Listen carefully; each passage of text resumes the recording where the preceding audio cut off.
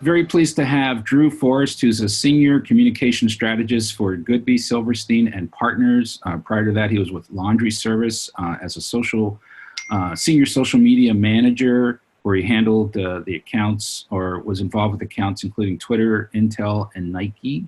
When he was here at the University of Oregon, he actually managed the social media for the university. So, Drew, welcome. Great to have you. Great to see you. Yeah, thank you. Excited to be here. So let's just start by talking about what it was like for you to transition from college to career. How did you prepare yourself, and how did that transition go? Yeah, I think what we talk a lot about post-grad and we don't talk enough about during school is how hard it is and how the experience is different for everyone, right? Some people have the luxury to go traveling. Some people have the luxury to go back home. Some people are totally on their own. And I think the big thing about transitioning is understanding where your resources are and what your strengths are and where those things lie. I think for me, I was really lucky enough to go back home. And my parents live in San Francisco, right? So I had this huge network that I was able to take advantage of and not worry about making money right away. And so I was able to do a couple different things and not focus on supporting myself completely right away. And so I think that was one thing that was really important for me, and that I talk about a lot, is definitely understanding where your strengths lie, where your resources lie, and how you can use that to kind of best propel yourself forward as you enter kind of the job world, post-grad world. Mm-hmm. Now, I mean, you had stellar credentials, a really good resume, a track record of having actually, applied what you had learned. But I also know that, you had a couple of surprising rejections. I mean, you applied for some jobs that you wanted and you didn't get. Was that humbling, or how did you? Yeah. So I remember, so I applied to Edelman, and that was my job. I was like, I am going to work at Edelman. It's going to be amazing. And when I went into Edelman, I interviewed there, I was like, oh my God, I have it. And when I got rejected, I was empty. I was like, oh my God, what am I going to do now? That was the job. And it's funny because you hear all these stories about people framing their rejection letters. And to me, I'm so thankful to Edelman for rejecting me, because what I've realized is that working at Edelman, and of course, I don't know what it would have been like, but PR and that sort of world is not where my strengths lie. And I think being rejected allowed me to really dig deeper to understand what I actually like versus what I thought I liked as a result of school and classes and classmates and all those sorts of things. And so, underneath, all the things that I worked on in school, I think that rejection was one of the most helpful things that could have happened to me. Yeah. So, yeah, very important. So you get a break in the Bay Area, and all of a sudden you're on these big accounts, Intel, Twitter, were you confronted by that? I mean, was it intimidating, or how did you deal with that? All of a sudden you're totally. Yeah. I mean, those are things that are not taught in the classroom, right? Those are things that you learn outside of the classroom. And I think one thing that I was really fortunate to do is have that experience outside of the classroom. And I would say that that's where I drew on almost all of the skills that I needed to succeed, right? Interfacing with people in the university, teaching the president how to use Snapchat in a 7-minute period on the first day of school senior year is one of the most important things I probably did the whole school year, right? Being able to, I would say, bring all of that knowledge that I had about Snapchat and show it to someone else who could use it in a really important way as a mouthpiece was so valuable, right? So when I think about what's important for preparing yourself, yes, school is important, classes are important. You learn about, what's the correct way to email a professor, learning about study skills, how you learn best. But how are you learning outside of the classroom is one of the most important skills, I would say, that you learn how to build. And it's something that's really important. Well, I had the privilege of inviting you to participate in a project we did that involved the White House, and you were tweeting out, and the White House press office was responding. I mean, that was pretty amazing. Yeah, it's fun. Yeah. A great time. So what advice would you give for students, in terms of like coming into this kind of, really economic challenging time? What would you say? First of all, like how to make the best of this time when many of them are at home, or but Yeah. also just entering the market. What would you suggest? Yeah. So I think one thing that I found really amazing is how many different educational resources have been made free that previously weren't, right? And so leaning into those sorts of resources, I think, is amazing, because those are, resources that are hundreds of dollars a year that have now been suddenly made free, which I think is something really important as people have more time and they maybe aren't jumping into a job right away, right? How can you use that time in a constructive manner?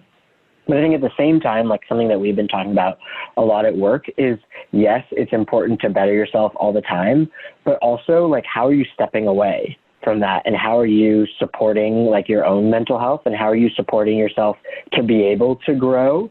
Because you can't be in the books, 90 hours a week. That's just not sustainable. So I think understanding two sides of it, right? Like, what are you passionate about? How can you support yourself? And then how can you better yourself are two things that I think are really important. And I think the third one that a lot of people feel really nervous about is leaning into your network and like sending that email to the professor that has like amazing connections that you had a connection with, or to a class speaker who has like a job that you admire. I think leaning into the network right now is like a great opportunity to do like informational interviews and things of that sort. A lot of companies aren't hiring right now, right? It's just like a fact of the matter. But a lot of people are really willing to do informational interviews, and that starts a connection, right? And I've done the most informational interviews probably in the last 3 months than I have in the last 3 years. And so I think that's something really important, is leaning into the network as well, and how you can kind of make those connections right now when people aren't hiring. Mm-hmm. Well, I want to bring in and introduce Andrew Blake, who is a graduating senior, and Andrew is interested in music, and I'll just let him introduce himself and ask you a couple questions. Sure, yeah. Hi, Drew. Thanks so much for your time.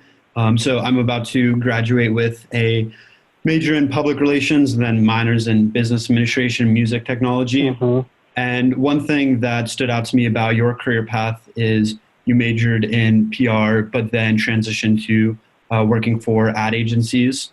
And I was curious about how you ended up there, and maybe what your PR major gave you like a unique perspective on that maybe other people don't have in the ad space.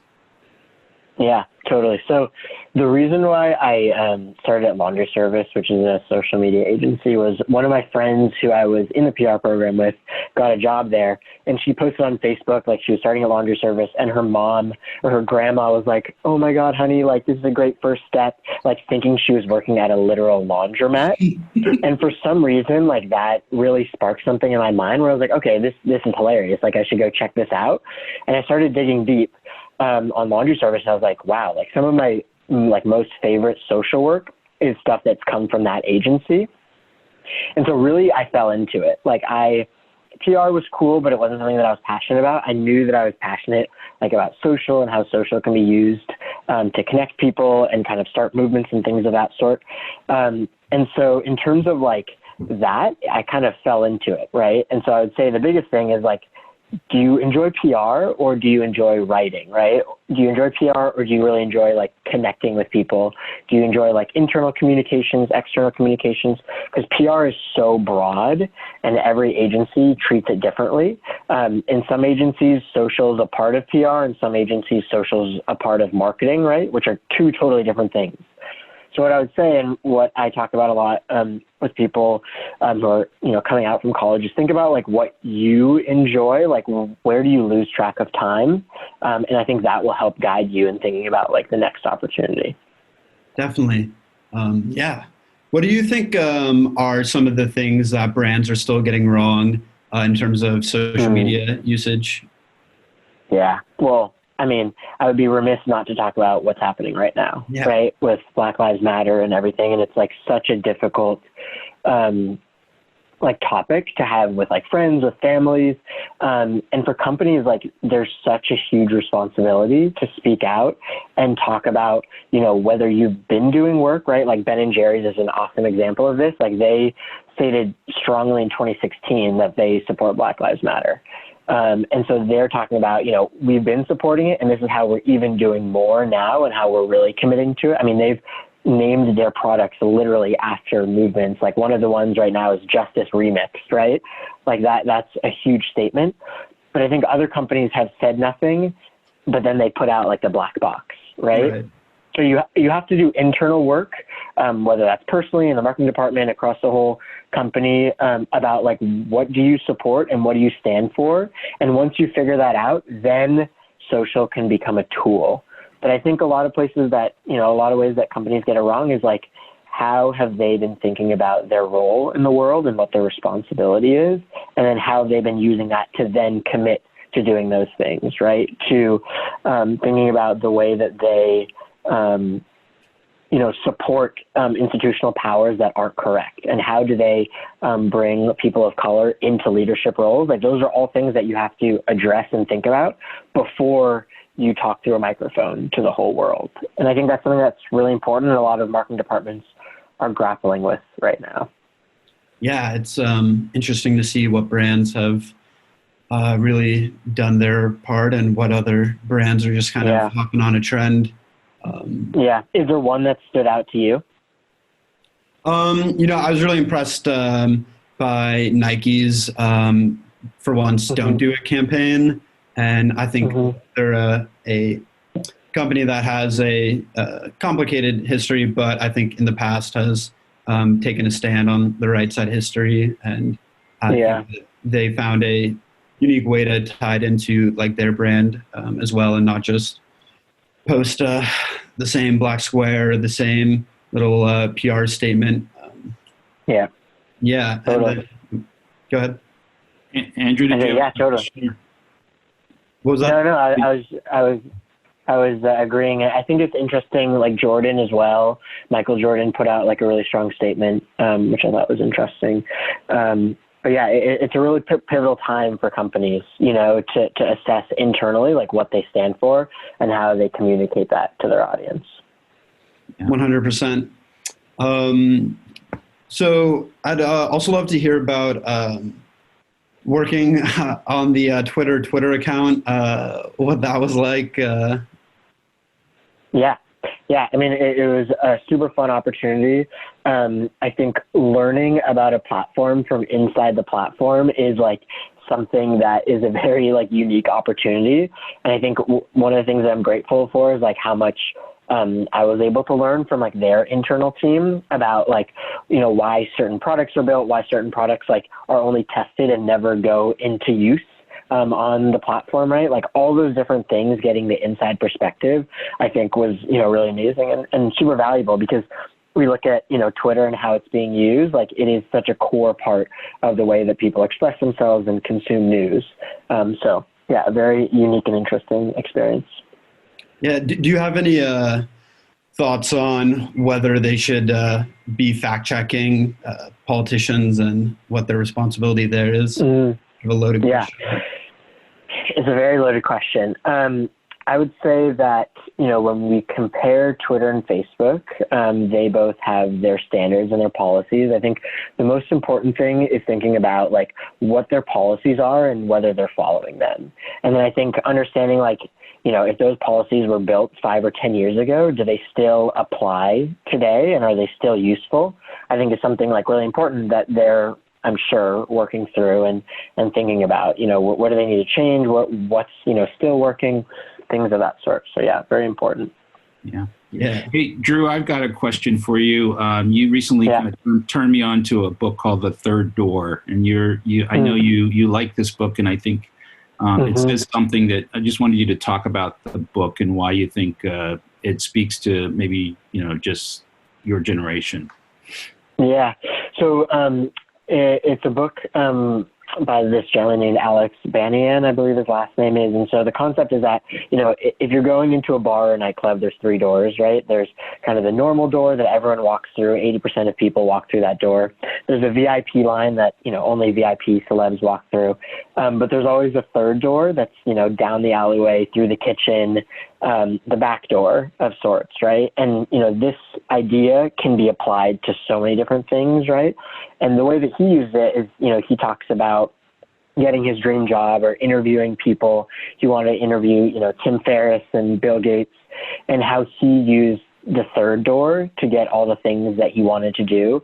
When we think about like getting a job, for example, every job I've gotten has never been through LinkedIn or Indeed or any of those things. Like, yes, those are great opportunities to understand what's out there, but it's always been through a friend of a friend, knowing the recruiter, or talking through a mutual connection. And I think when we think about like opportunities, like what's the first door, right? That's LinkedIn, that's a recruiter. What's the second door? That's probably hard to get through, but the 3rd door is where you truly break through. And so, I've really been thinking about that with my job, with what I want to do, like how I want to use my impact. Like, what's the 3rd door to make things happen and have a positive impact? And so it's just an interesting way to reframe, different problems you may have or different goals you may have. That's great. Well, that's a great note to end on, Andrew and Drew. Thank you so much. We really appreciate your time with us, and just wishing you more, continued success. Thanks. Thank you. Appreciate it. Thanks so much, Drew. Thank you.